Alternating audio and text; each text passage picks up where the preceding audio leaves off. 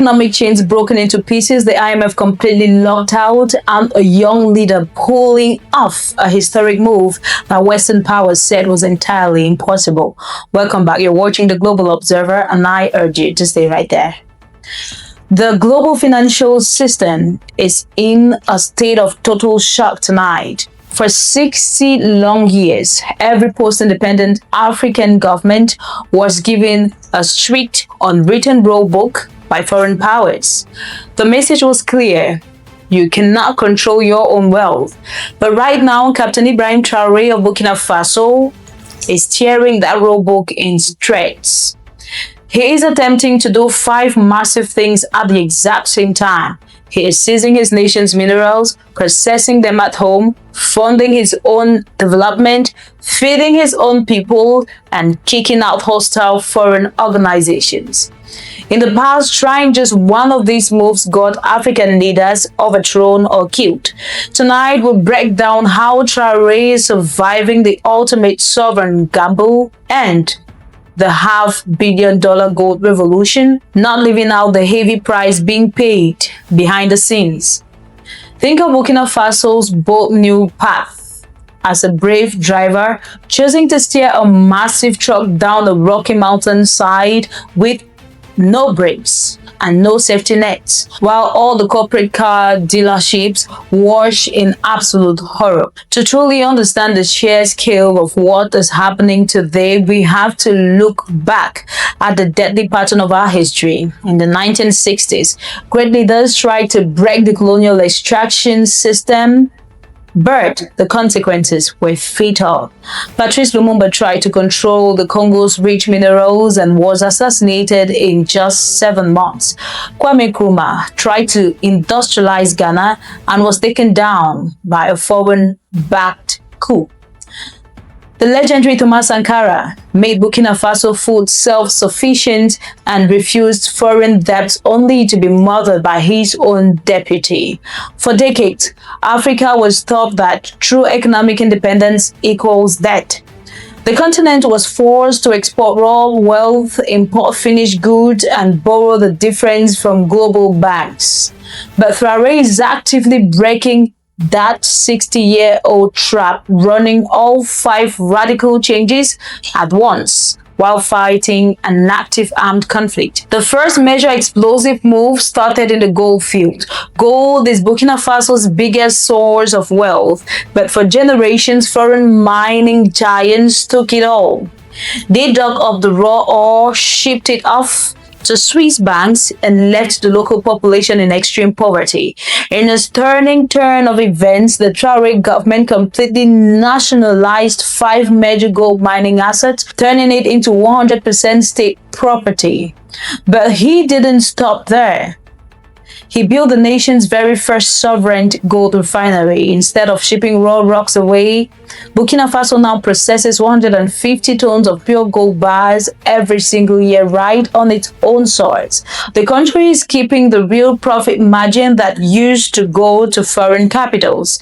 They have already used their own gold revenues to pay down over $2 billion in domestic debts. It is the exact reverse of the old playbook. Instead of borrowing more money to pay off old debts, they are using their own earth to buy back their freedom. This financial rebellion is moving from the gold mines straight into a massive national roadmap.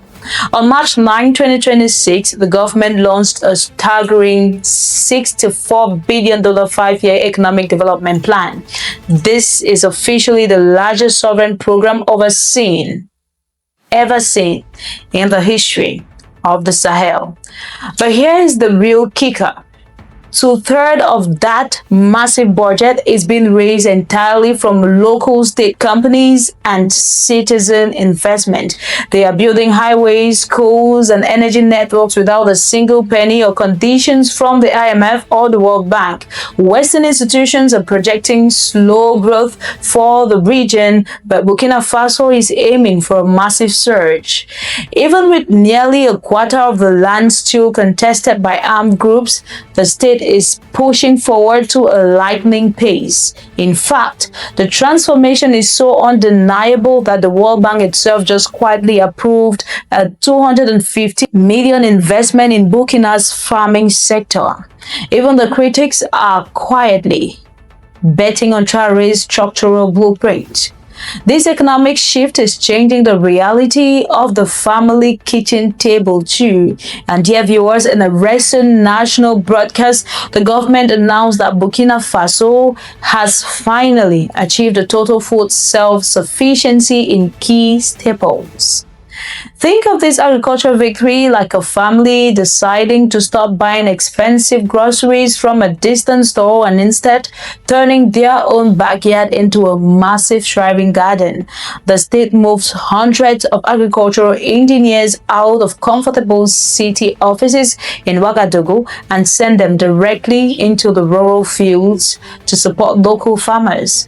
They invested heavily in massive industrial silos to protect grain harvest from pests and moisture. Traoré even placed a strict ban on tomato export to prioritize feeding local citizens before selling abroad. Food security is no longer treated like a charity crisis managed by foreign aid. It is now treated as a permanent pillar of national defense. But this rapid march toward a total sovereignty has a very dark and uncomfortable side that we must analyze with total honesty. On April 15, 2026, the government announced the total dissolution of 180 non-governmental organizations and civil society groups. This follows a complete ban on major international media broadcasts like the BBC and the VOA, alongside the suspension of political parties. The government argues that these foreign groups act as secret intelligence tools for Western powers trying to destabilize the state. However, many of the shut down organizations were local groups run by Burkina's citizens, providing local aid and civic education to poor communities. Furthermore, groups like Human Rights Watch have documented devastating reports of civilian casualties during the ongoing military conflict.